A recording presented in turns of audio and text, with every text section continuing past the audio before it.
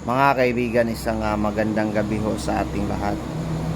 So, nandito ho tayo ngayon, no? Tayo po ay nasa ating post ngayon. Naka-duty ho tayo.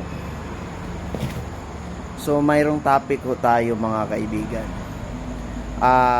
Parang ang dami po nating matutunan ngayon. So, andito na naman tayo.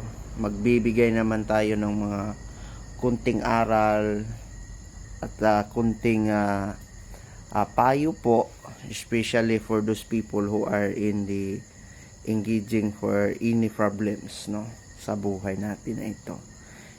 Importante po sa atin mga kaibigan ay kung paano tayo magiging successful sa buhay natin. Kasi pag successful po tayo sa buhay natin, totoo ba na mayaman tayo, matalino tayo?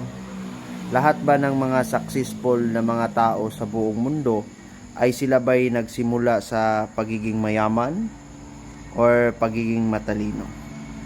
So, lahat po, 90% po na mga successful na tao po sa kanilang mga negosyo at sila po yung mayaman, mga kaibigan, ay nagsimula po sila sa walang-wala.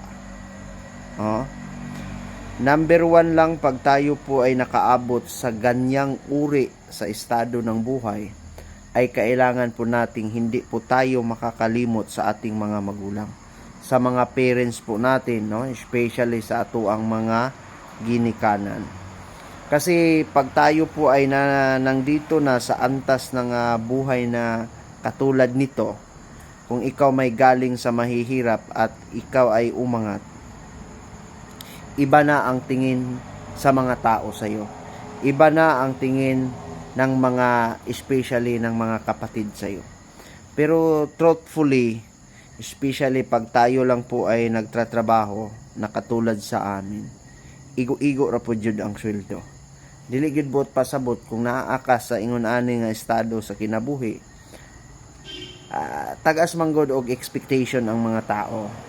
Kami lang po ay nagsiserbisyo sa bayan at the same time hindi po ganun kalaki po yung sahod namin. Mind you, hindi po ganun kalaki ang sahod namin at ng mga lakad namin sa amin yun. There is no reimbursement by the government side, no? Kasi pinapasahod tayo, lahat ng mga gastusin natin sariling bulsa namin yun. Yan po ang aking sentimento sa mga taong civilian in minded, no? Ito lang po yon ang sasabihin ko sa inyo, na kung saan lahat po ng nasa gobyerno na katulad sa amin, nasa mababang antas ng pamumuhay lang po at sa trabaho mababa yung ranggo namin. So hindi po ganun kalaki yung sahod namin. Pag nasa gobyerno ka, malaki ang sahod mo, malaki rin tax mo. So, ganun ho, no? Hindi ibig sabihin kasi ang sabi ng iba, pag nandito ka sa hanay ng kapulisan, hanay ng army, malaki ang sahod. Yes, malaki naman, pero malaki rin gastos namin. No? Ganun yan, bawi-bawi.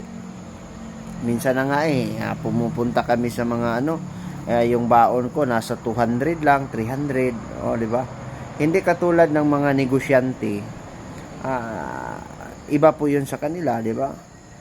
Everyday po may ganansya sila 5,000, 3,000. Pero sa amin 24 hours, 1,000 lang 'yan. Di ba? Pagkunan ng tax nasa mga 600 to 700 lang 'yan. Di ba? Ganun na mga kaibigan.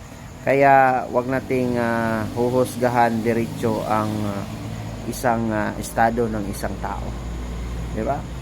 Ganun lang ho mga kaibigan. Maraming salamat po, no? Especially for those people who are our followers here in Facebook page, in our TikTok, in our YouTube channel, no? Thank you so much po sa ating lahat. Maraming salamat.